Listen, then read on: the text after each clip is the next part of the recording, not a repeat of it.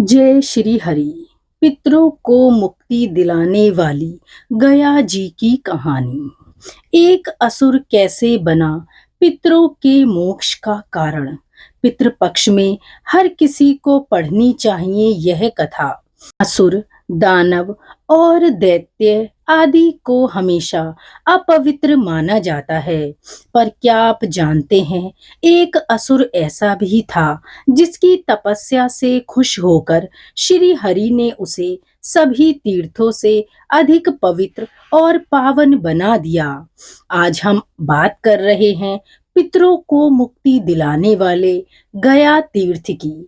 चलिए जानते हैं आग्नेय महापुराण की एक कथा के माध्यम से कि कैसे एक असुर का शरीर बन गया पावन तीर्थ स्थान। एक समय की बात है, एक असुर था गया। गयासुर भगवान श्री हरि को प्रसन्न करने के लिए घोर तप करने लगता है। उसके तप से प्रभाव से सभी देवी देवता परेशान हो जाते हैं। वे सभी देवता भगवान विष्णु के पास जाते हैं और उनसे प्रार्थना करने लगते हैं कि वे गयासुर के तप के कारण हो रही समस्या का कोई समाधान निकालें। वे सभी दयनीय स्थिति दिखाते हुए श्री हरि से अपनी रक्षा करने को कहते हैं। श्री हरि देवताओं को आश्वस्त करते हैं और कठोर तप कर रहे गयासुर के सामने प्रकट हो जाते हैं। अपने सामने अपने आराध्य को देखकर गयासुर भाव विभोर हो जाता है। भगवान उसकी तपस्या से प्रसन्न होकर उसे वरदान मांगने को कहते हैं। इस पर असुर उनसे कहता है कि भगवान, आप मुझे ऐसा वरदान दें कि मैं सभी तीर्थों से भी अधिक पवित्र हो जाऊं। भगवान गयासुर को ऐसा ही हो यह कहकर मनोवांछित वरदान दे देते हैं, जिससे देवताओं की परेशानी समाप्त हो जाए।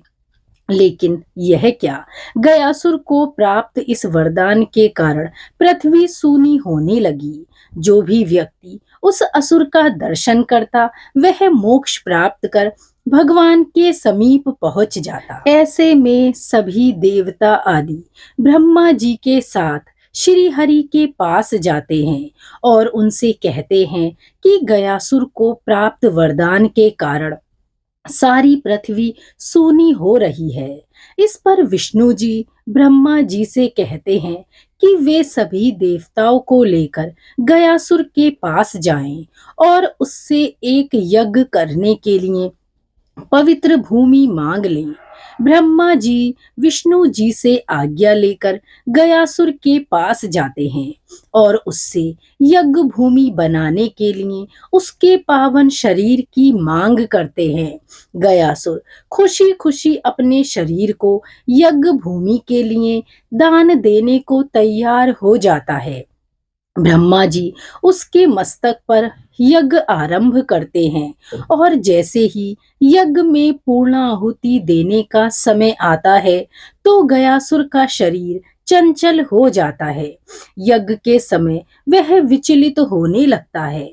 यह देखकर भगवान विष्णु धर्म को बुलाते हैं और उनसे देवमयी शिला को गयासुर के शरीर पर रखने को कहते हैं। देवमयी शिला और कोई नहीं बल्कि धर्म और उनकी पत्नी धर्मवती की पुत्री धर्मव्रता हैं। धर्मव्रता का विवाह ऋषि मरीचि से हुआ था।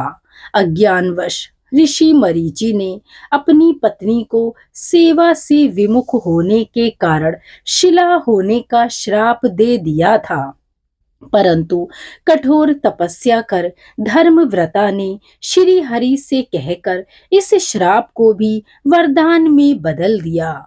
जब श्री हरि के कहने पर इस शिला को गयासुर के शरीर पर रखा गया तो उसके बाद भी गया का शरीर हिलता ही रहा। यह देखकर अन्य देवताओं के साथ रुद्र और ब्रह्मा जी भी उस शिला पर जा बैठे, लेकिन शिला का हिलना बंद नहीं हुआ और वह देवताओं को भी अपने साथ हिलाने डुलाने लगा। इसके बाद सभी देवता परेशान होकर श्री विष्णु की शरण में पहुंचे और गयासुर के शरीर को स्थिर रखने में उनसे सहायता मांगने लगे। देवताओं की प्रार्थना सुनकर स्वयं श्री हरि यज्ञ के स्थान पर पहुंचे। वे अपने गदाधारी रूप में वहां पर शिला और असुर दोनों को स्थिर रखने के लिए विराजमान हो गए। उनके हाथ में पकड़ी हुई गदा को आदि गदा और उनके इस स्वरूप को आदि गदाधर भी कहा जाता है। श्री हरि के वहां स्थित होने पर गयासुर भी स्थिर हो गया। उसने देवताओं से कहा कि उन्होंने इतना उपक्रम क्यों किया है।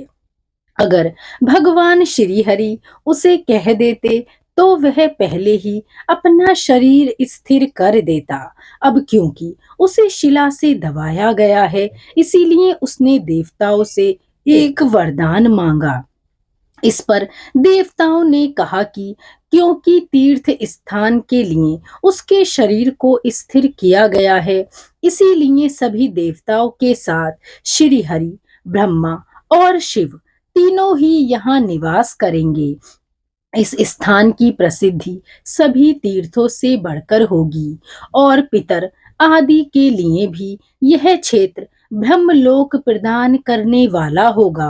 यह कहकर सभी देवी देवता वहां वास करने लगे और गयासुर का शरीर एक पवित्र और पावन तीर्थ स्थान बन गया, जो पितरों को मोक्ष प्रदान करता है। आज भी माना जाता है कि गयासुर को प्राप्त वरदान के कारण यह क्षेत्र सभी तीर्थों में सबसे अधिक पवित्र और पावन है। साथ ही साथ जो भी व्यक्ति यहाँ आकर अपने पितरों की शांति के लिए तर्पण करता है, उसके पितरों को ब्रह्मलोक की प्राप्ति होती है। बोलिए श्री हरि विष्णु की जय। धन्यवाद।